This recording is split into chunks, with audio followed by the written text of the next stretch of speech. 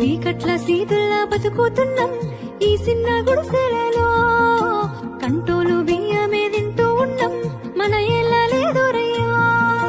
కష్టాలు తోడున్న అందరికీ నా ఒళ్ళని కనిపిస్తలేనమ్మ కొందరికి కష్టాల్లో నేనున్నని.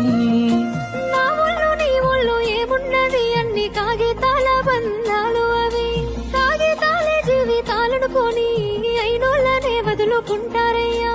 బాగుంటే 10 మంది వస్తారయ్యో చుట్టాలై మన ఇంటికి, లేకుంటే వదిలేసి పోతారయ్యో అయినోళ్ళే ముమ్మాటికి. చూస్తున్న చుట్టంత కళ్ళతోని జరిగేది నాటకమే,